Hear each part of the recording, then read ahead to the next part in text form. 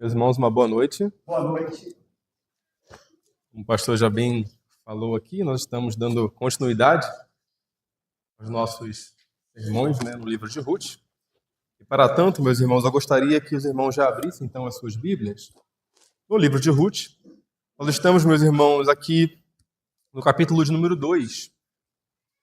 E o texto de hoje é Ruth, capítulo 2, dos versículos 8 ao versículo de número 17.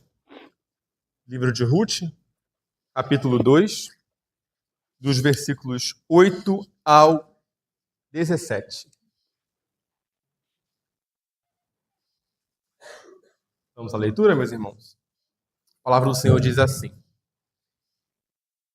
Então, disse Boaz a Ruth: Ouve, filha minha, não vais colher em outro campo, nem tampouco passes daqui. Porém, aqui ficarás com as minhas servas. Estarás atenta ao campo que cegarem, e irás após elas. Não dei ordem aos servos que te não toquem? Quando tiveres sede, vai às vasilhas e bebe do que os servos tiraram. Então ela, inclinando-se rosto em terra, lhe disse: Como é que me favoreces e fazes caso de mim, sendo eu estrangeira? Respondeu Boaz e lhe disse: Bem me contaram tudo quanto fizeste a tua sogra, depois da morte de teu marido, e como deixaste a teu pai e a tua mãe e a terra onde nasceste, e vieste para um povo que dantes não conhecias. O Senhor retribua o teu feito, e seja cumprida a tua recompensa do Senhor, Deus de Israel, sob cujas asas vieste buscar refúgio. Disse ela: Tu me favoreces muito, Senhor meu, pois me consolaste e falaste ao coração de tua serva, não sendo eu nem ainda como uma das tuas servas. À hora de comer, Boaz lhe disse: Achega-te para aqui e come do pão e molha no vinho o teu bocado. Ela se assentou ao lado dos segadores e ele lhe deu grãos tostados de cereais. Ela comeu e se fartou e ainda lhe sobejou. Levantando-se ela para rebuscar, Boaz deu ordem aos seus servos, dizendo: Até entre as gavelas deixai-a colher, e não a censureis. Tirai também dos molhos algumas espigas e deixai-as, para que as apanhem, e não a repreendais. Esteve ela apanhando naquele campo até a tarde.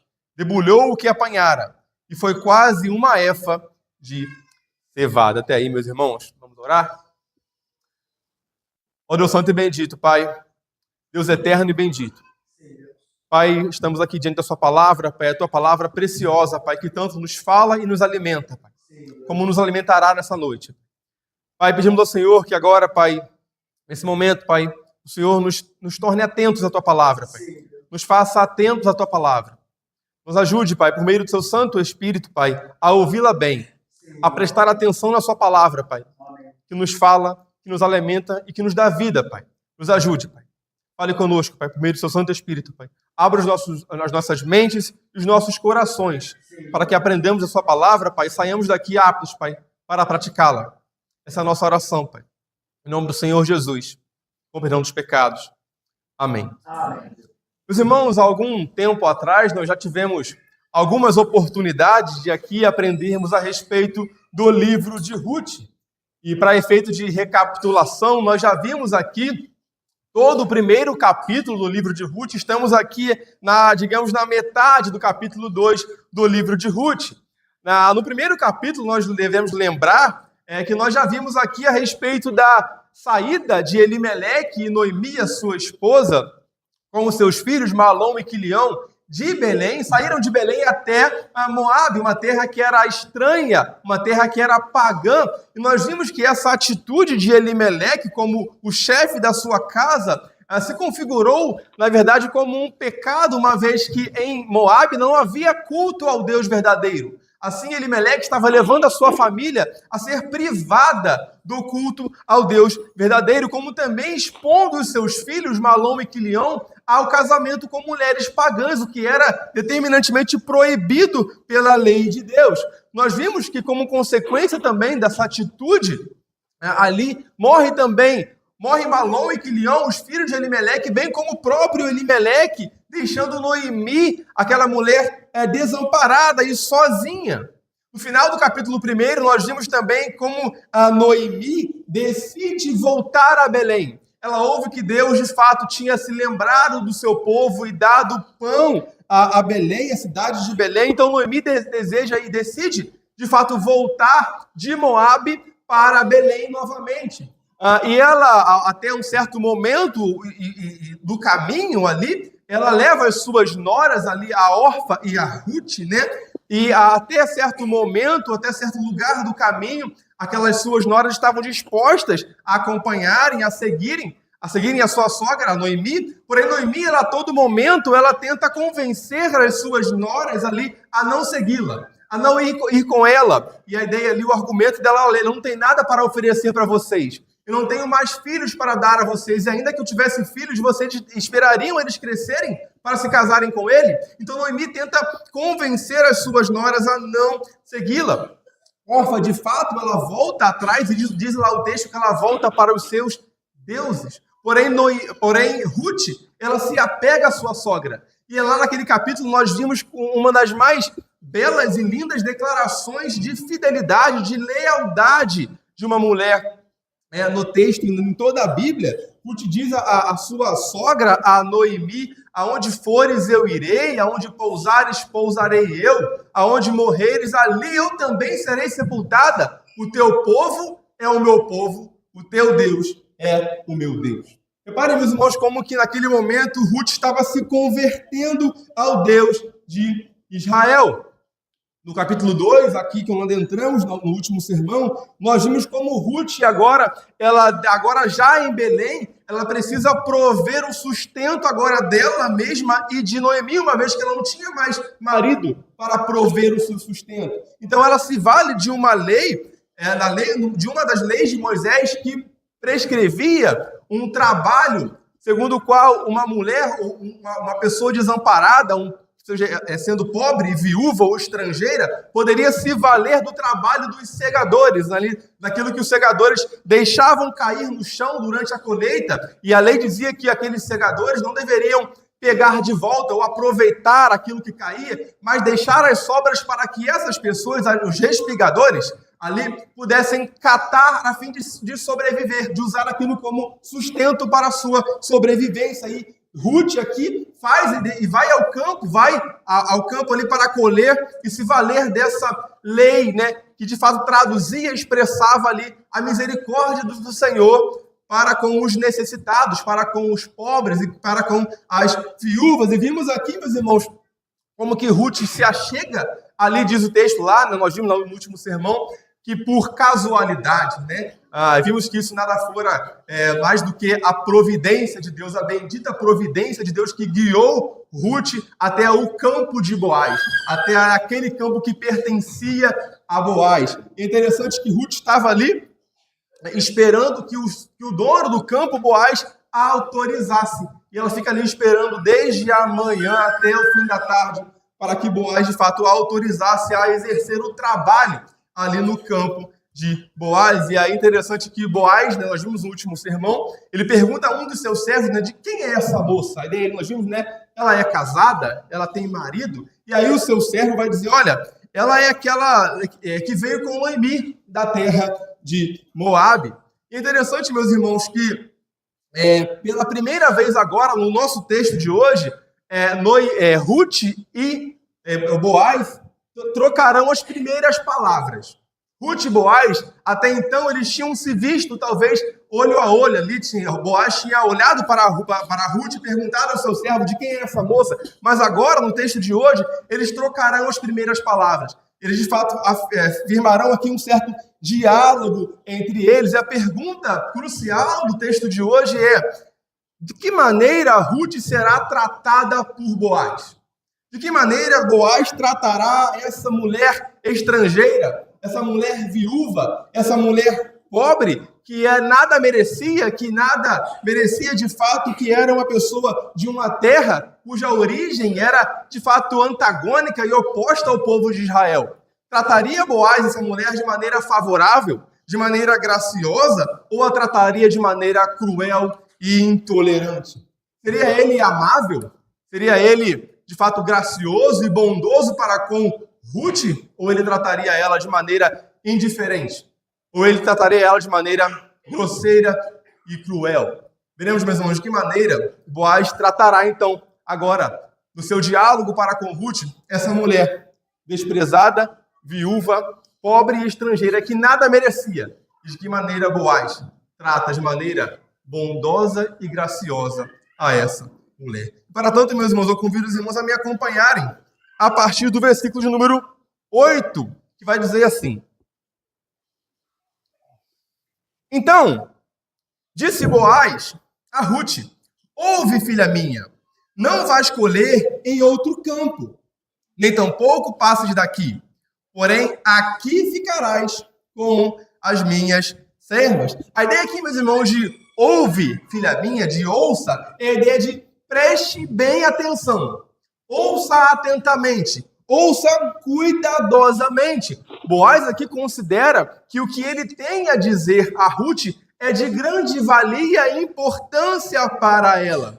A expressão é semelhante àquela que nós vemos com certa frequência no livro de Provérbios, quando o texto lá diz: Filho meu, ouve a instrução do seu pai. Portanto, essa expressão, filho meu, filha minha, que é utilizada por Boaz em relação a Ruth, expressa e denota um sentido de afeição, de ternura e de cuidado paternal.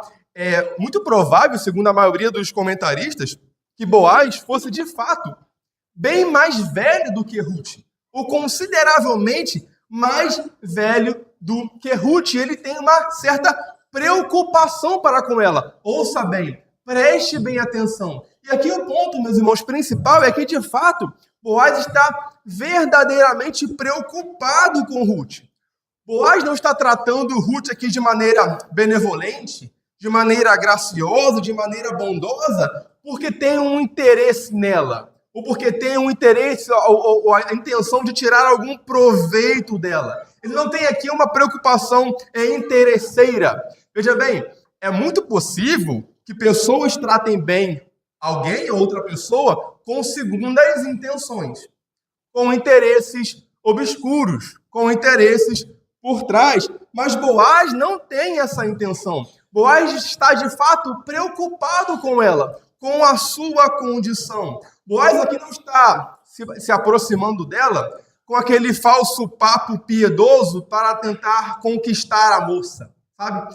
Geralmente homens são assim, né? Acontece muito de pessoas, de homens, se aproximarem de uma igreja e entrarem nela e frequentarem e fingirem interesse nas coisas do Senhor a fim de unicamente conquistarem as moças da igreja ou alguma mulher da igreja. E logo que assim o fazem, abandonam a igreja, saem da igreja. Isso é comum. Portanto, meus irmãos, Boaz aqui, ele está de fato preocupado com Ruth. E a pergunta que nós fazemos é: com que interesse nós temos tratado os outros?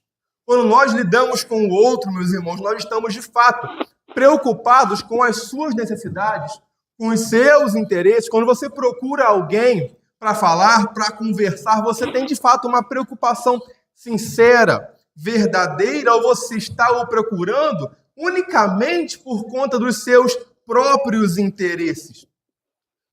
Pense bem aqui, Boaz aqui, ou melhor, Ruth não tem nada a oferecer a Boaz. Ela era uma pobre, uma estrangeira, uma viúva.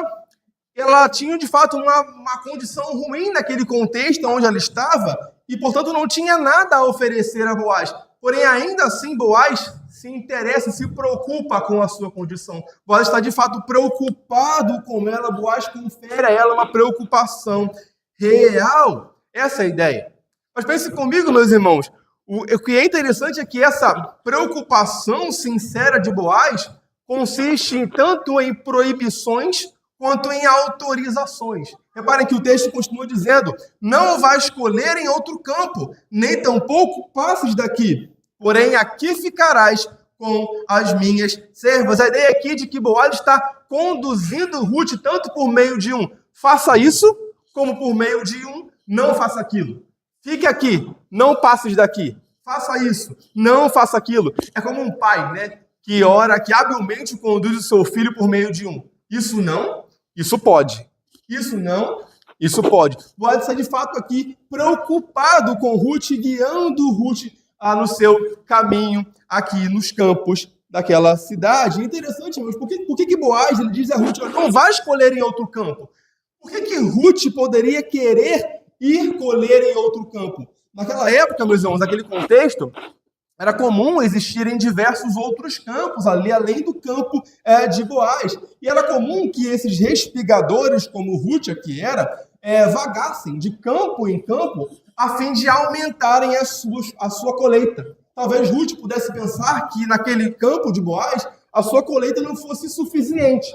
Então ela poderia querer adentrar em outros campos a fim de aumentar a colheita. E aí Boaz está dizendo assim, não vai escolher em outro campo. E ele continua, porém aqui ficarás com as minhas servas, estarás atenta ao campo que cegarem e irás após elas. É interessante, meus irmãos, que o texto menciona aqui as servas das mulheres ali, as trabalhadoras, naquela cultura, naquele contexto ali da colheita, era comum que homens e mulheres exercessem funções diferentes quando ali da colheita, né? Os homens, eles eram a linha de frente, eles iam na frente cortando ali as hastes ali do que precisava ser cortado, as espigas, enquanto as mulheres iam atrás, amarrando as pilhas ali e as separando para o transporte futuro, né? Então Boaz, ele pede para que Ruth fique, de fato, acompanhando as suas servas logo atrás das suas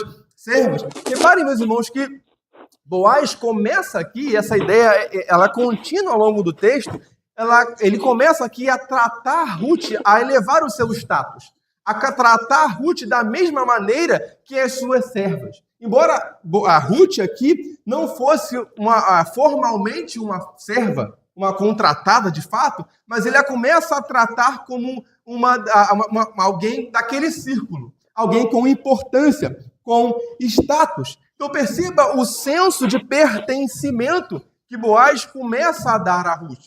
Nós precisamos lembrar que Ruth, lá no capítulo 1, nós vimos aquela declaração de lealdade a Noemi, a sua sogra. Ruth ali se converter ao Deus de Israel. Ruth agora fazia parte do povo de Deus, do pacto, da aliança de Deus com o seu povo. E nada mais justo do que ela ser tratada como uma serva de Boaz, como uma pertencente ao povo da aliança. Mas o texto continua, meus irmãos, aí na segunda parte do versículo 9, quando Boaz vai dizer, não dei ordem aos servos que não te toquem. E, meus irmãos, é interessante essa fala de Boaz a Ruth, não dei ordem aos meus servos para que não te toquem, porque naquele período, meus irmãos, nós devemos lembrar aqui, né, falamos disso no primeiro sermão, nós estamos aqui no período dos juízes. O período dos juízes foi um período tenebroso na história de Israel, um período terrível. Lembra? Cada um fazia o que era reto aos seus próprios olhos. E, portanto, meus irmãos, Ruth estava ali. Ruth era uma mulher. Ruth estava sozinha. Ruth era pobre. Ruth, meus irmãos, estava longe da cidade. Ela estava no campo. E Ruth estava cercada de homens ali. Portanto, Ruth era vulnerável. A ideia de querer vagar de campo em campo poderia colocar Ruth numa situação de fato de risco. E, portanto, meus irmãos, era comum naquele contexto ali que outros servos ali abusassem ou violentassem os respigadores ali que vagavam pelos campos. E, portanto, Ruth poderia estar, de fato, correndo risco. Por isso que Boaz diz, não vá, não passe daqui, não saia daqui, fique aqui com as minhas servas. E a ideia, a pergunta dele, né, não dei ordem aos meus servos para que te não toquem, é uma pergunta retórica, né? A resposta a Ruth já sabia. A ideia é, se você está aqui segura, por que correr risco em outros campos? A ideia é essa. Por que ir a outros campos e correr risco se aqui você está segura? Há uma frase de um comentarista que eu estava lendo, né, para estudar esse texto, ele diz assim, né?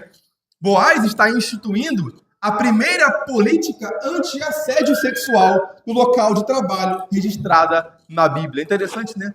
No mundo onde falam, né? Muitos falam que veem a Bíblia como machista, né? Como opressora das mulheres. Veja como a Bíblia trata bem as mulheres, como a Bíblia valoriza as mulheres, como as mulheres são tidas como preciosas nas Escrituras Sagradas.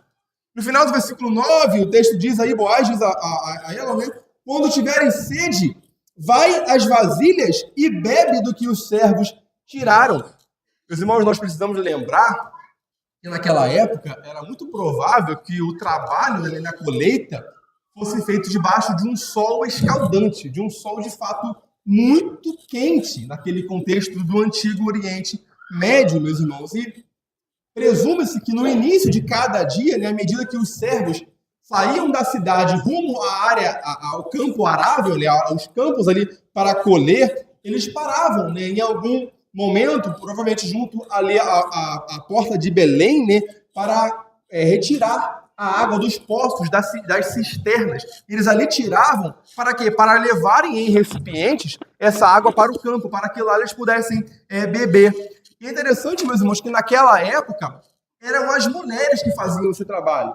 Eram as mulheres que exerciam esse trabalho de ir até a um poço, a uma cisterna, retirar a água e, por fim, servir aos homens. Lembra de Abraão, né?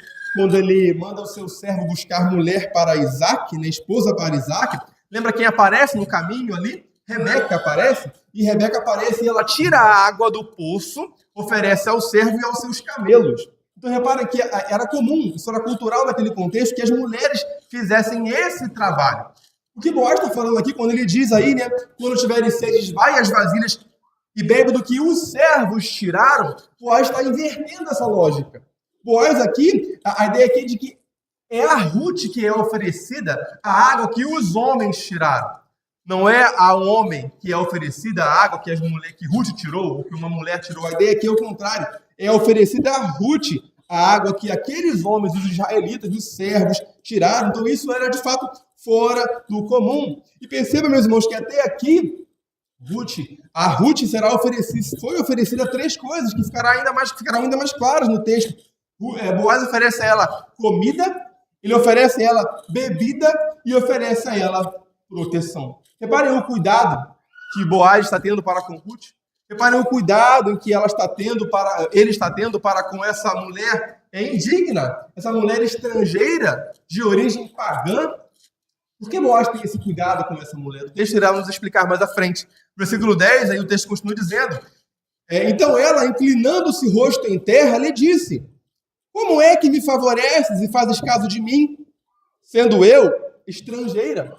Interessante, meus irmãos, que essa ideia de inclinar-se com o rosto em terra, esse era um gesto muito comum, né, oriental, um gesto físico oriental, que expressava a submissão humilde diante de um superior. Era muito comum naquela cultura e contexto que alguém socialmente inferior se curvasse perante alguém socialmente superior. Nessa, a ideia e a intenção era, de fato, para expressar respeito, gratidão, né? A submissão, essa a ideia. E perceba que Ruth aqui, ela não se vê como igual a Boaz. Ela não exige aqui direitos iguais. Ela sabia do seu lugar. Ela sabia quem ela era. Ela sabia que ela estava numa terra estranha, numa terra que não era a sua terra de origem. Então ela reconhece de fato o favor de Boaz, a graça de Boaz. E ela pergunta a Boaz: como é que me favoreces e fazes caso de mim? A ideia aqui de como é que me favoreces, né? O que leva o Senhor a prestar atenção em mim? O que leva o Senhor a notar algo em mim? Não há nada em mim para ser notado. Não há nada em mim para o Senhor se importar comigo, né? E a expressão aqui, né, significa reconhecer, né? A ideia é a seguinte: eu só reconheço alguém que eu antes conheço, né? Quando eu olho para alguém na rua e eu conheço essa pessoa, eu estou reconhecendo. Nós não reconhecemos quem nós nunca vimos. Nós vimos a pessoa pela primeira vez, nós estamos o conhecendo, não o reconhecendo. E a ideia aqui do texto de Ruth é: por que você tem me tratado como se já me conhecesse? Por que você tem me reconhecido se você nunca me viu antes? A ideia é: você tem me tratado muito bem. Então a ideia é essa. E ela diz aí: fazes caso de mim, né? A ideia de fazer caso aqui é: você não olhou para mim e bateu o olho e se desviou logo, desviou o olhar. Você não me deu uma rápida olhada de passagem, né? O Boaz não simplesmente olhou para Ruth e passou reto, e passou direto. A ideia é essa, né? A ideia é de que você tem se fixado em mim. Você me destacou. Você me deu atenção especial. Não como uma estranha, mas como alguém que parece que você já conhece. Então, reparem que a ideia, e ela fala, sendo eu ainda estrangeira, né? A ideia é que sendo eu estranha. A Ruth não pertencia ao povo de Israel. Ruth não pertencia à família de Boaz. Ruth era uma mulher moabita, era desprezada. Ela, de fato, não tinha direito a nada. Então, ela está perguntando, o que você vê em mim? O que você nota em mim? Em suma, a ideia é, eu sou uma não notada, uma não notável. Eu sou uma não reconhecida, uma não reconhecível. Mas você me notou, mas você me reconheceu. Reparem, meus irmãos, que Ruth ela é extremamente autoconsciente a respeito de si mesma, de quem ela é, de quem ela era. Ruth sabia que ela nada merecia. Ruth não entra na linguagem de hoje, né, no ônibus, e escolhe a janela para sentar. Ela sabe quem ela era. Ela sabe e reconhece a sua indignidade. Reparem que ela poderia muito bem dizer assim, olha, mas também, né, você não sabe do que eu passei para chegar até aqui. Você não sabe do que eu deixei para trás. Você não sabe de quem eu perdi até aqui e o que eu fiz para com a minha sogra para chegar até aqui, estar aqui. Você não sabe.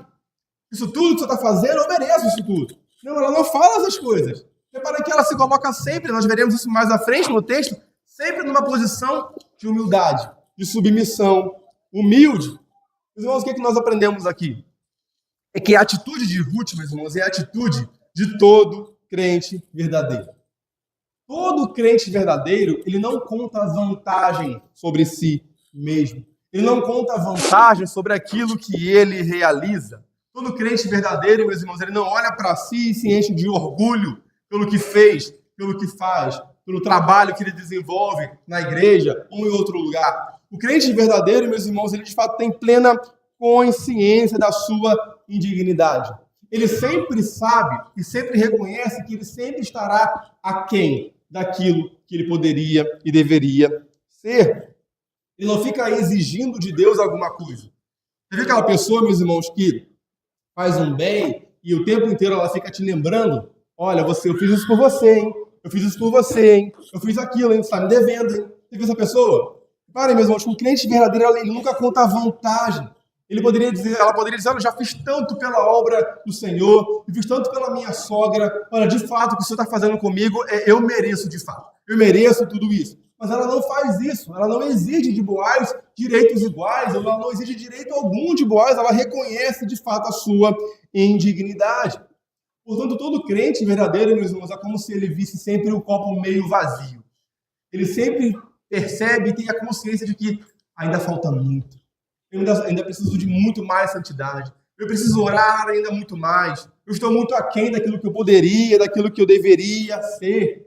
Um crente orgulhoso, meus irmãos, ele de fato está sempre dizendo, olha, eu estou quase lá. Eu estou muito bem, sabe? Ou está quase chegando lá. Mas o crente verdadeiro, ele sempre reconhece, meus irmãos, a sua imperfeição, a sua indignidade, o quanto lhe falta de oração, de vida santa, de mais conhecimento bíblico. Um crente verdadeiro sabe sempre da sua indignidade. E é isso que Ruth demonstra aqui. Ela sempre se coloca numa posição de humildade, de submissão, e reconhecendo que ela estava ali de favor. De que tudo que vinha a ela, vinha pela graça de Boaz e da graça de Deus. Mas no versículo 11, meus irmãos, o texto continua dizendo aí qual foi a resposta de Boaz para com essa atitude de submissão, de reconhecimento de Ruth. A gente vai dizer assim, versículo 11. Respondeu Boaz e lhe disse, bem me contaram tudo quanto fizeste a tua sogra depois da morte de teu marido, e como deixaste a teu pai e a tua mãe e a terra onde nasceste, e vieste para um povo que dantes não conhecias. Meus irmãos, é interessante que aqui nós vemos que Boaz já tinha ouvido falar de Ruth. Reparem, meus irmãos, que o texto diz que bem me contaram, e a ideia é que alguém lhe havia contado a respeito dela. A fama de Ruth já tinha se espalhado. E é interessante lá no versículo 5 e 6 do capítulo, desse mesmo capítulo, capítulo 2, meus irmãos, Boaz pergunta ao seu servo, né, de quem é essa moça E aí o servo vai dizer assim, ó, essa é a moça moabita, que veio com Noemi da terra de Moabe. E aí quando Moabe ele ouve essas palavras, né, moça moabita, que veio com Noemi, ele liga o alerta. Ela, é dela que estão falando por aí. É dela que me falaram. Então ele de fato lembra que de fato quem era essa mulher, o que ela fizera. Ele diz que lhe contaram tudo que ela fizera para com a sua sogra depois da morte de seu marido. Isso impressionara Boaz. Boaz de fato ficou impressionado com a história de uma mulher que largou tudo para trás a fim de fato ser leal e demonstrar graça e lealdade para com a sua sogra. E reparem, meus irmãos, o que Ruth fez à sua sogra, a Noemi, não fora de pouca importância ou de pouco tamanho.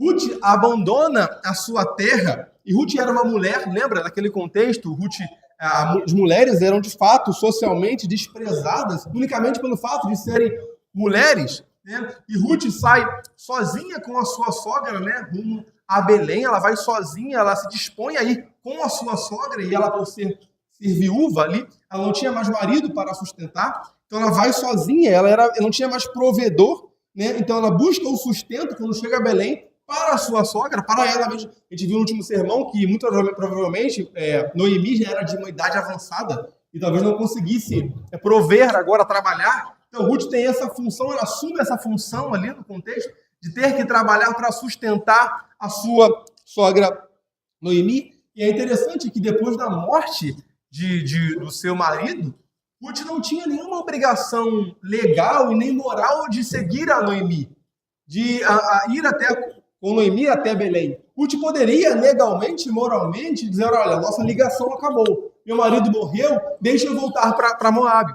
Mas ela ignora isso. Ela, de fato, mesmo podendo romper os laços com Noemi, ela volta com Noemi, numa atitude de lealdade e de fidelidade para com a sua sogra. E diz o texto aí, né, que o Boaz fala, você deixou o seu pai e a sua mãe. E reparem, meus irmãos, que os pais de Ruth talvez seriam os únicos ali, né, em Moabe, que poderia lhe dar algum sustento, que poderia, de fato, uma vez que ela agora estava sem marido, ela poderia voltar para casa e se sustentar, viver por meio dos seus pais, que poderiam lhe sustentar. Mas ela prefere aquilo que era um terreno obscuro, ir até Belém, onde ela nada conhecia, do que voltar à casa dos seus pais, do que voltar à terra de Moabe. É interessante que essa ideia, né, que deixou o seu pai e a sua mãe, isso nos lembra a linguagem do casamento, né? Lá em Gênesis 2, quando diz, né, que deixará o homem pai e mãe, se unirá a sua mulher, tornando-se os dois uma só carne, né? É possível aqui que o leitor original, quando lesse, ele talvez pudesse imaginar alguma alusão aqui ao casamento que ocorreria ainda entre Boaz e Ruth. Ele diz também, né, deixou a sua terra, né, para uma terra que dantes não conhecia, né? A ideia de que você abandonou as suas raízes, você de fato abandonou o lugar que lhe pertencia, né? E essa atitude, meus irmãos, de deixar a sua terra para uma terra desconhecida, nos lembra e lembrava certamente aos leitores originais aqui a mesma atitude de Abraão e Sara, lembra? Que deixou a sua parentela para uma terra que Deus ainda lhes mostraria. É interessante, meus irmãos, que assim como Abraão e Sara fizeram no passado, Ruth também agora faz, ela deixa o seu pai e a sua mãe, deixa a sua terra para uma terra que ainda era desconhecida. E essa atitude, por lembrar a atitude dos patriarcas, de Abraão e da sua mulher, era muito louvada pelos leitores originais. De fato, eles deveriam a Ruth com tamanha importância. Olha, essa mulher é importante, como de fato ela fora na história da linhagem do Messias. Mas de fato, meus irmãos, o texto diz que o Boaz, falando a ela, né, diz que ela foi para um povo que ela não conhecia, que antes não, de fato, conhecia. É possível aqui, meus irmãos, que Ruth conhecesse alguma coisa bem superficial de Israel, da terra onde ela estava agora, uma vez que ela fora casada com um israelita, e Moabe e Israel ali fossem muito próximos geograficamente. Mas o ponto aqui é que ela não tinha um conhecimento profundo sobre a terra onde ela iria, que era Israel. Ela não tinha um conhecimento de fato profundo. Como um todo, essa terra que ela foi, junto com a sua sogra, a terra ali de Belém, era uma terra desconhecida para ela. Era uma terra desconfortável, talvez uma terra que lhe causasse certo temor. E tudo isso, meus irmãos, impressionaram Boaz. Boaz fica, de fato, impressionado com a atitude de Ruth para com a sua sogra Noemi. E é interessante que tudo o que Boaz faz aqui e fará ainda no texto para com Ruth é uma espécie de recompensa por tudo o que Ruth fez à sua sogra Noemi. A ideia aqui de retribuição. O que Boaz fará a ela, a tratando com bondade, com abundância ali de alimento, como nós veremos mais à frente, nada mais era do que uma resposta, uma retribuição em função da bondade da própria Ruth para com a sua sogra Noemi. Mas o que nós aprendemos aqui? Aqui, meus irmãos, nós aprendemos certamente que, sobre a importância de colocar o outro sempre em primeiro lugar. Olha que interessante. Não somente Ruth coloca a sua sogra Noemi em primeiro lugar, como Boaz agora coloca o outro, Ruth, em primeiro lugar. Repara que aqui no texto, as pessoas estão sempre preocupadas com o outro, sempre se preocupadas com as necessidades do outro, com aquilo que o outro precisa, com os problemas dos outros. Ruth estava preocupada com os problemas de Noemi e Boaz estava preocupado com os problemas de Ruth.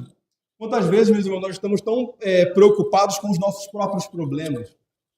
Não que nós não devêssemos nos preocupar com os nossos problemas. Nós podemos nos preocupar e orar ao Senhor a respeito dos nossos problemas, mas muitas vezes nós estamos preocupados somente com os nossos problemas, somente com os nossos interesses. Nós nunca temos tempo, muitas vezes, para o interesse do outro, para a necessidade do outro, para a preocupação do outro. Nós estamos sempre querendo economizar energia, com relação às necessidades do outro. Nós estamos sempre querendo economizar o nosso dinheiro, o nosso tempo, os nossos gastos, enfim, a nossa energia. Reparem, meus irmãos, que Boaz aqui, assim como Ruth, se deram totalmente ao outro, às preocupações do outro. Lá em Provérbios 11, 24, diz: a quem dá liberalmente, ainda se lhe acrescenta mais e mais. Provérbios 11, 25 diz: a alma generosa prosperará. Meus irmãos, das suas orações, o quanto você tem orado pelos outros. É muito comum em nossas orações nós pedimos a Deus sobre as nossas preocupações, sobre os nossos temores, sobre as nossas necessidades. E não que nós não devêssemos assim fazer, pedir a Deus sobre os nossos, que nos ajude em relação aos nossos problemas, às nossas necessidades, nossas preocupações. Enfim, isso é verdade, nós devemos fazer isso. Mas o ponto é que as preocupações dos outros também devem ser as nossas preocupações, as nossas necessidades. Se abre o boletim da igreja, olha quantos pedidos de oração. Olha quantos pedidos de oração nós temos aqui para pedir em relação aos outros. É interessante que Boaz está preocupado com o outro, com Ruth, aqui assim como Ruth se preocupara com a sua sogra. Outro ponto interessante, meus irmãos, aqui Boaz, ele se compadece de uma pessoa de condição humilde e pobre. Como eu disse mais cedo, Ruth não tinha nada a oferecer a Boaz.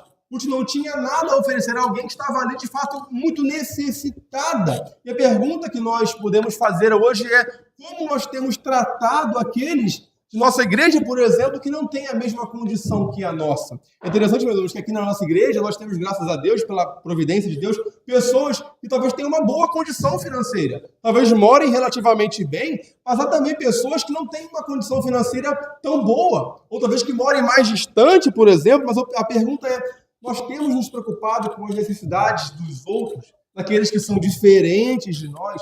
Nós temos notado as pessoas que não são como nós, temos nos importado com as pessoas. Lembra? Boaz aqui, nós vimos isso no texto, ele não passa batido por Ruth. Ela não bate o olho rapidamente e vai embora direto. Ele não a ignora. Ele, de fato, se fixa nela. A ideia é essa. Ele destaca a Ruth, a ideia de que ele, de fato, se preocupa com as necessidades de Ruth. Nós temos, meus irmãos, passado o olho rapidamente sobre aquilo que o outro precisa. Nós temos, de fato, nos preocupado com os problemas, as angústias, as necessidades do outro, mais do que as nossas próprias necessidades. Lembra do que Paulo diz, escrevendo ali aos Filipenses, capítulo 2, versículo 4, não tenha cada um em vista o que é propriamente seu, senão também cada qual o que é dos outros. Esse é o ponto. Outro ponto interessante, meus irmãos, que nós vemos aqui no texto, né? Você percebeu aqui, meus irmãos, isso é um ponto interessante, bem legal. O que chama a atenção em Boaz, né? De Boaz em Ruth? O que chama a atenção de Boaz em Ruth? Será que Boaz ficou impressionado com a aparência de Ruth? Não, o texto não fala da aparência de Ruth. Será que Boaz ficou impressionado aqui com a beleza de Ruth? Será que Boaz ficou impressionado aqui com o currículo de Ruth? Não. Boaz não ficou impressionado com essas coisas. Reparem, meus irmãos, que o que impressiona Boaz, que torna em Boaz, traz a Boaz essa curiosidade, de fato, esse interesse pela pessoa de Ruth, não é a sua beleza, não é a sua aparência, não é o seu currículo. O que traz em Boaz, de fato, surpresa e interesse é a piedade de Ruth. Boaz se interessa por piedade. Li uma frase de um comentarista onde ele diz: piedade atrai piedade. Piedade atrai piedade. Quando você, jovem, né, solteiro ou solteira, olha uma pessoa, né, quando você, jovem solteira, né, olha um homem também solteiro, o que lhe chama a sua atenção? O que lhe chama a sua atenção? Será que você se interessa ou você coloca numa lista ali de atrativos ali o quê? Um bom emprego? Ou um carro? Ou talvez a aparência? Ou o fato da pessoa ser independente? Ou ter um corpo esbelto, bem malhado? Ou será que você tem colocado na sua lista de prioridade, num pretendente, num futuro pretendente, de fato, o fato dessa pessoa ser piedosa? Ser uma pessoa crente, uma pessoa santa, uma pessoa fiel. O que chama a atenção de Boaz em Ruth é a piedade de Ruth. É o quanto Ruth era piedosa, o quanto ela era santa, o quanto ela era uma pessoa crente. Hoje em dia, quando nós olhamos, por exemplo, para o mundo de maneira geral, o critério número 1 que chama a atenção de um ímpio em relação a uma outra pessoa que lhe traga algum tipo de interesse é a aparência, é a sensualidade. Essa é a ideia. A sensualidade talvez seja o critério mais valorizado pelo mundo. Um corpo esbelto, um corpo definido. Parem, meus irmãos, que o que chama a atenção de Boaz em Ruth é a sua piedade. Um comentarista, um pastor presbiteriano chamado Emílio Garófalo, traz uma frase interessante, comentando a respeito desse assunto, onde ele vai dizer assim: pessoas piedosas se impressionam com piedade. Aliás, vale a pergunta aos leitores solteiros: o que os impressiona em alguém ao ponto de fazê-los parar para olhar? E que ponto a piedade entra na sua lista de elementos atrativos? Aos leitores solteiros que desejam se casar, minha principal sugestão é buscar tornar-se cada vez mais um homem ou mulher biblicamente adequado. E isso naturalmente tenderá a atrair as pessoas certas. E para os leitores casados, vale refletir. O que buscam fomentar e desenvolver em seu cônjuge é a piedade e seus frutos? Ou sua preocupação primária é que o cônjuge fique cada vez mais com um corpo bonito e com boa saúde financeira? Parem, meus irmãos, mesmo para nós que somos casados, o que nós mais temos investido em nosso cônjuge é na sua saúde física, é no seu corpo. Não que nós não devêssemos de investir na sua saúde como um todo, né? Ou que nós não pudéssemos querer desejar que o nosso cônjuge frequente uma academia ou, de fato, se preocupe com a sua saúde, mas o ponto é que a nossa preocupação primária, primordial, não é com essas coisas. É com o fato do nosso cônjuge, marido ou esposa, que ele seja um cônjuge, de fato, crente, piedoso, verdadeiro, santo. Nossa preocupação não está em querer fomentar ou investir no currículo dele, ou no currículo dela. Nossa preocupação principal é fomentar santidade na vida das nossas esposas, e de fato fomentar uma vida de oração, uma vida de leitura da palavra, de comunhão no dia do Senhor, com os irmãos aqui no culto. Portanto, meus irmãos, um crente piedoso, ele será de fato atraído por piedade. Um crente piedoso, ele de fato priorizará cada vez mais piedade no outro. Essa é a preocupação principal que Boaz tem para com Ruth, que nós devemos ter para com o nosso cônjuge. Essa é a ideia. Versículo 12, o texto continua: o Senhor retribua o teu feito e seja cumprida a tua recompensa do Senhor, Deus de Israel, sob cujas asas vieste buscar refúgio. É interessante, meus irmãos, que Boaz deseja aqui que o Senhor retribua o feito que ela fez para com a sua sogra. Ele entende que o que ele tem feito à sua sogra não era o suficiente. Ou melhor, o que ele tem feito a Ruth ali naquela ocasião não era suficiente ainda. Então ele deseja que Deus a retribua ainda mais. A ideia aqui é de compensação, de retribuição. A ideia de que uma vez que Ruth deu algo à sua sogra, algo a ela também é devido. Então a ideia aqui é de compensação, de repagamento em retorno. A frase aqui significa que o Senhor lhe retribua com uma ação equivalente. Ou que seja cumprida a tua recompensa, a ideia de que possam seus pagamentos serem quitados em cheio. Ou que o Senhor compense os seus prejuízos. A ideia é essa. O princípio aqui que tem o texto nos traz, meus irmãos, é o princípio da retribuição. Esse princípio, meus irmãos, é o princípio segundo o qual Deus ele retribui, ele paga aos homens segundo os seus feitos e segundo as suas obras. Lá em Provérbios 19, 17 diz: quem é bondoso para com os pobres, empresta ao Senhor, e ele o recompensará pelo que fez. No Salmo 62, versículo 12, diz: e a ti, Senhor, pertence a graça, pois a cada um retribui segundo as suas obras. E lá em Jó 34, versículo 11, diz: pois retribui ao homem segundo as suas obras, e faz que a cada um toque segundo o seu caminho. Irmãos, é bem verdade que nós não fazemos as coisas para Deus visando a retribuição. Nós não fazemos as coisas para Deus na intenção de sermos recompensados, numa atitude de barganha para com Deus. Contudo, meus irmãos, o princípio que é aqui nos ensinado é de que Deus, de fato, nos recompensa, nos abençoa segundo as nossas obras. Nós, de fato, meus irmãos, formos piedosos, misericordiosos para com o outro, Deus será misericordioso para conosco. Nós somos fiéis, meus irmãos, Deus, de fato nos abençoará. Essa a ideia, embora Deus não nos deva nada, Ele ainda assim, pela sua graça, nos recompensa. É um Deus que não nos deve nada, e o que nós fazemos é sempre muito aquém do que deveríamos fazer, mas ainda assim, quando fazemos, Ele nos abençoa. Ele nos abençoa, essa a ideia. Muitas pessoas, por exemplo, são tão relutantes, né, reticentes no trabalho do Senhor, né, pensam talvez que mas isso me tomará tanto tempo, né, isso não me trará, me demandará muito esforço, ou talvez isso não me dê uma recompensa tão imediata, talvez essa recompensa seja me dada somente no céu. A ideia aqui é de que Deus pode nos recompensar ainda nessa terra, pode nos abençoar de fato, meus irmãos, e nos dar em abundância, segundo as nossas obras. Será que nós temos nos preocupado, meus irmãos, primordialmente com o reino de Deus ou com os nossos próprios interesses? Será que as nossas prioridades têm sido, de fato, meus irmãos, no reino de Deus, na causa do reino de Deus? Ou as nossas prioridades e preocupações têm sido as nossas metas, os nossos sonhos, os nossos projetos pessoais?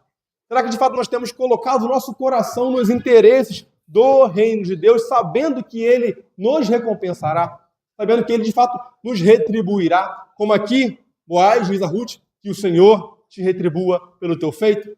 Ou será que nós temos sido reticentes na obra do Senhor? Temos feito pouco e temos sido tão relutantes em, de fato, trabalhar para o Senhor em sua obra? Paulo, escrevendo aos Coríntios, lá vai dizer em 1 Coríntios 15, 58, portanto, meus amados irmãos, sede firmes, inabaláveis e sempre abundantes na obra do Senhor, sabendo que no Senhor o vosso trabalho não é vão.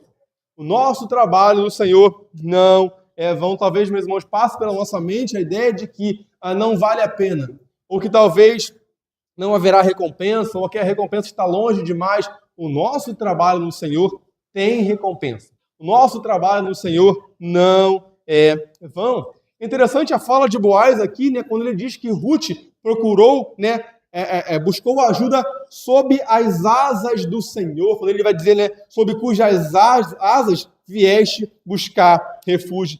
Essa figura da ave, né, com as suas asas cobrindo os seus filhotes, é uma figura típica, né, do Antigo Oriente, né, e alude de fato à imagem de um grande pássaro, né, de uma grande ave mãe, abrindo aqui as suas asas sobre a sua ninhada indefesa, né? Por exemplo, lá em Mateus 23, versículo 37, diz: Jerusalém, Jerusalém, quantas vezes quis eu reunir os teus filhos como a galinha junta os seus pintinhos debaixo das asas, e vós não quiseste. Essa ideia aqui também é mostrada lá no Salmo 17, né, versículo 8. Guarda-me como a menina dos olhos, esconde-me à sombra das suas asas. Lá no Salmo 36, versículo 7 diz: os filhos dos homens se acolhem à sombra das tuas asas. A ideia aqui, meus irmãos, aqui, Ruth é essa a vizinha indefesa. E Ruth, ao se converter ao Deus de Israel, ela de fato busca refúgio e proteção em Deus. Em Deus, no Deus de Israel, em Yahvé, ela de fato encontrou cuidado. Ela de fato encontrou refúgio. Ela de fato encontrou benevolência e proteção e segurança. É essa a ideia. Portanto, Ruth aqui, meus irmãos, não tem apenas recompensa, mas ela tem também proteção. É isso que o Deus de Israel dará e tem dado a Ruth até aqui. E reparem a resposta que Ruth dá a Boaz, no versículo 13, quando ela diz: disse ela, tu me favoreces muito, Senhor meu, pois me consolaste e falaste ao coração de tua serva, não sendo eu nem ainda como uma das tuas servas. A ideia aqui de tu me favoreces muito é que possa eu continuar a agradá-lo. Então, a ideia aqui, alguns comentaristas veem aqui a possibilidade, a ideia de possa eu continuar a agradá-lo, de um desejo oculto de Ruth aqui, de ver Boaz novamente. A ideia é que eu possa ainda ser notada pelo Senhor, que o Senhor me note mais vezes. Né? Repara aqui a ideia de que Ruth deseja, talvez, aqui ser notada novamente. Mas, ao mesmo tempo, ela diz, tu me favoreces muito, meu Senhor. Ela entende que, por mais que talvez ela desejasse ver que Boaz a visse novamente, a ideia de que possa eu continuar a agradá-lo, ela o chama de meu Senhor. Ela, mais uma vez, mantém a distância adequada. Ela sabe quem ela era, lembra? Ela sabe quem ela era. Ela não é inconveniente. Ela não é aproveitadora. Ela demonstra, de fato, respeito. Né? E ela diz, pois me consolaste e falaste o coração de sua serva. Né? A ideia aqui de me consolaste é o Senhor tranquilizou meus temores. O Senhor me deu, de fato, tranquilidade. Né? E reparem, meus irmãos, Ruth era uma mulher moabita, era uma mulher estrangeira, que vem de longe para uma terra que ela não conhecia. E, de fato, ao vir até Belém, ela certamente se sentia, de fato, aflita. E se perguntava, né, será que tudo ocorrerá bem? Será que tudo dará certo? Será que, de fato, eu não serei aqui violada, abusada, desprezada? Repare que ela poderia estar muito bem preocupada, mas a ideia é que, quando ela diz, o Senhor me tranquilizou, o Senhor me acalmou, no Senhor eu encontrei alívio. Mas a ideia de, pois me consolaste, né? A ideia aqui de consolaste, no original, lá no hebraico, a ideia de que tem o sentido de respirar profundamente. Sabe quando você está muito aflito e tudo dá certo e você fala, deu certo, agora estou tranquilo. A ideia de respirar profundamente, né? Reparem, meus irmãos, que perceba a maneira como Boaz tem tratado a Ruth. Boaz tem tratado a Ruth de maneira doce, de maneira amorosa, de maneira, de fato, carinhosa. Ela tem falado a Ruth com doçura. Repara que Boaz, ele sabe falar duro. Lembra? Não dê ordem aos meus servos para que não te toquem. Então ele dá ordem aos seus servos. Mas, ao mesmo tempo, ele fala com doçura a Ruth. Isso nos mostra, meus irmãos, como que nós, especialmente nós que somos homens, né, maridos, chefes de nossa casa, devemos saber falar duro, saber corrigir, saber, de fato, tanto os nossos filhos, ou também, talvez, o nosso cônjuge, mas também saber falar com doçura. Muitas vezes nós, homens, ou mesmo as esposas, né, estão certas na sua razão, né, têm a sua razão em casa, né, dependendo da discussão, do problema, mas não sabem falar de maneira agradável. Muitas vezes os homens são duros demais, são, de fato, falam a verdade, têm toda a razão, mas muitas vezes falam da maneira incorreta, embora tenham a razão daquilo que falam, muitas vezes. Então, reparem, meus irmãos, que Boaz fala com doçura a Ruth. Fala, de fato, com doçura. E ela vai dizer, não sendo eu nem ainda como uma das suas servas. Então, reparem que Ruth aqui não era uma serva formal de Boaz. Ela não era uma serva de Boaz de maneira formal. Ela não fora contratada como fora as servas de Boaz. Mas ela, de fato, se identifica aqui, né, como sua serva, quando ela fala assim, mas falaste ao coração de sua serva. Então, repara que ela diz, não sendo eu nem como uma de suas servas, mas falaste o coração da sua serva. Existem aqui duas palavras aqui para serva no hebraico, né? Uma é ama. A palavra ama aqui faz referência aqui a uma serva que era considerada como quase como uma parte da família, né? Ela era uma serva doméstica, né? Lembra de Agar, né? Lá com Sara, né? Uma serva, uma ama, era uma serva que poderia servir talvez como uma concubina de um homem israelita. Mas a palavra que a Ruth usa aqui não era essa palavra ama, era sifa. Essa palavra designava aquela serva da classe mais baixa, aquela serva que fazia os trabalhos, as obrigações mais servis. Aquela serva que ela tira como uma propriedade do seu dono. Reparem que Ruth se considera como a mais indigna, a da classe social mais baixa. A ideia de que ela não tinha direito algum. Reparem mais uma vez a humildade dela, como ela se aproxima de Boaz com humildade, com submissão, com respeito. Essa é a ideia. Caminhando para o final, versículo 14, o texto diz: a hora de comer, Boaz lhe disse: achega-te para aqui e come do pão e molha no vinho o teu bocado. Ela se assentou ao lado dos segadores e ele lhe deu grãos tostados de cereais. Ela comeu e ainda lhe sobejou. Reparem que aqui a cena muda, meus irmãos. A ideia de que toca a hora do almoço. Agora é a hora do almoço, né? E a ideia aqui de que lembra que a refeição naquele contexto não era apenas para o sentar à mesa, né? Não era apenas para saciar a barriga, não, o estômago. A ideia tinha toda uma questão simbólica ali, né? De fato, conferir hospitalidade, conferir honra. De fato, a ideia ali. Então, Ruth é tratada com honra, com hospitalidade. Né? E o texto diz que Boaz fala para ela, né? Chega-te para aqui. Né? A ideia é de que ela se mantém distante. Ela se mantém longe. Ela sabe, mais uma vez, o seu lugar. Ela não chega já no meio, senta no meio de todo mundo, começa a comer, não espera a oração, bota a mão na frente do prato, começa a comer tudo. Ela tem consciência de quem ela era. Ela era, de fato, ela não avança ali no alimento, ela sabe quem ela era. E aí ele vai dizer: come do pão e molha no vinho o teu bocado, né? A ideia de pão aqui, meus irmãos, é mais do que o pão, né? A ideia aqui é de alimento, de fato, de comida, de fato, né? E a ideia de molhar, né, no vinho o teu bocado, aqui vinho, na verdade, era uma espécie de molho, um molho ou de um condimento que era usado para umedecer e temperar o pão. E a ideia aqui, então, é que ela, de fato, aquilo tornaria a comida mais agradável. Ela poderia, de fato, colocar o molho naquela comida, condimento, né? Essa é a ideia. E diz o texto que ela se assentou ao lado dos segadores. Repara que ela não se assenta entre eles.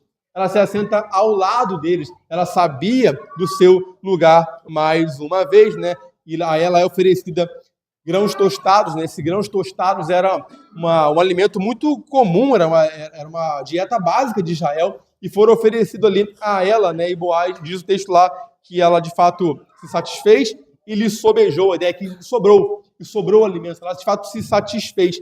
E reparem, meus irmãos, do versículo 15 a 17, o que Ruth faz após comer? Olha, diz o texto aí no versículo 15, né? Levantando-se ela para rebuscar, Boaz deu ordem aos seus servos, dizendo: até entre as gavelas deixai-a colher, e não a censureis. Tirai também dos molhos algumas espigas, e deixai-as para que as apanhes, e não a repreendais.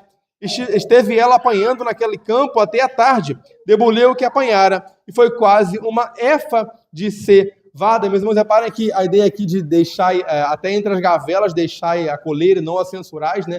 A lei dizia que aos espigadores lhes era permitido colher do que caía no chão. Era o que a lei dizia. Mas a ideia de colher diretamente entre as gavelas, a ideia de que ela poderia colher agora diretamente nos feixes amarrados. Ali, diretamente, ela poderia pegar e Boaz diz: olha, não a censurais, não a repreendais por isso. Então, Boaz, repara que ele vai além da lei. A lei permitiu uma coisa, mas Boaz vai além da lei.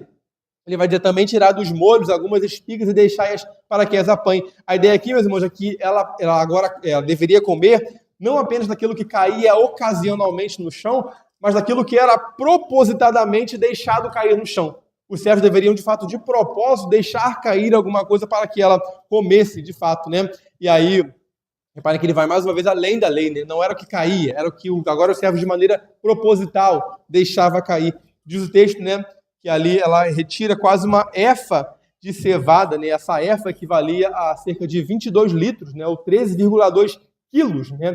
Alguns estudiosos dizem que ela colhe ali, né? nesse dia, nesse único dia, o equivalente à média a um mês de trabalho. Reparem que ela, de fato, colheu muito, né? Ela tem que sustentar não apenas ela, mas também a sua sogra, a Noemi. Meus irmãos, caminhando para o final, meus irmãos, o que nós podemos aprender nesse texto aqui? Nós vimos, meus irmãos, que ainda que aparentemente Boaz estivesse lidando com uma mulher pobre, uma mulher estrangeira, uma mulher viúva, que não tinha nada a lhe oferecer, ele ainda assim lhe confere atenção, lhe confere preocupação sincera. E da mesma maneira, meus irmãos, como não olhar para Cristo, não ver Cristo em Boaz? Reparem, meus irmãos, que Boaz aqui é um tipo de Cristo. Nós, da mesma maneira, Cristo, ele não, mesmo não vendo vantagem alguma em nós, não vendo nada em nós que aumentasse a sua glória, ele de fato se deu por nós, se doou por nós, nos deu, de fato se preocupou verdadeiramente com o seu povo. Não existe de fato nada em nós que beneficie, em nós mesmos, por nós mesmos, que beneficie a Deus, que beneficie a Cristo, que lhe aumente a sua glória, mas ainda assim, Cristo decidiu se relacionar conosco, Cristo decidiu de fato se oferecer a nós. Em segundo lugar, nós vimos também, meus irmãos, que aqui Boaz ofereceu a Ruth 3 coisas, né, muito importantes aqui no texto para ela, que foi a comida, a bebida e proteção. Ele oferece a ela grãos tostados ali, comida, a bebida anteriormente, que fora a água ali da vasilha, e a proteção no seu campo, meus irmãos. E como não ver isso em Cristo por nós? Lá em João, capítulo 6, versículo 55, Cristo diz: pois a minha carne é verdadeira comida, e o meu sangue é verdadeira bebida. Lembra do que ele diz? Eu sou o pão da vida. O que vem a mim jamais terá fome. Se alguém tem sede, venha a mim e beba. Repare, meus irmãos, como Cristo, ele é o nosso pão, a nossa bebida, o nosso refúgio e fortaleza, né? Socorro bem presente na hora da angústia. De modo que quando nós andamos, meus irmãos, preocupados, ansiosos, talvez como Ruth estava aqui, temos em Cristo alimento, temos em Cristo proteção, temos em Cristo tranquilidade e segurança. Nós queremos estar seguros, meus irmãos, devemos estar seguros sob as asas de Cristo. É nele que nós devemos buscar, de fato, refúgio. E por último, meus irmãos, nós vimos aqui que Ruth era a não notada, a não notável, a não reconhecível, mas ainda assim, Boaz a destacou, Boaz lhe deu importância. Meus irmãos, também nós, meus irmãos, éramos aqueles e somos aqueles que nada merecemos. Nós éramos os não notáveis. Nós éramos os que deveriam ser desprezados, os que não tinham dignidade alguma, mas Cristo, meus irmãos, ele não bateu os olhos em nós e passou direto.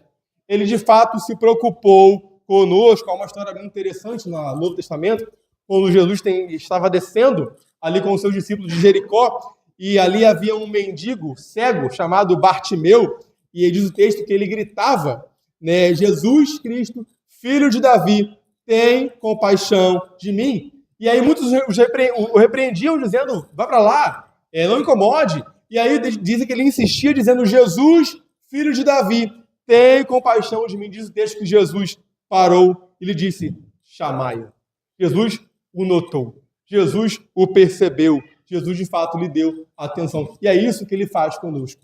Nós que nada merecemos, nós que nada temos em nós mesmos que possa beneficiar ou aumentar a sua glória, ele ainda assim se preocupa conosco. Ele ainda assim dá importância a nós, pecadores. Deus abençoe, meus irmãos. Amém.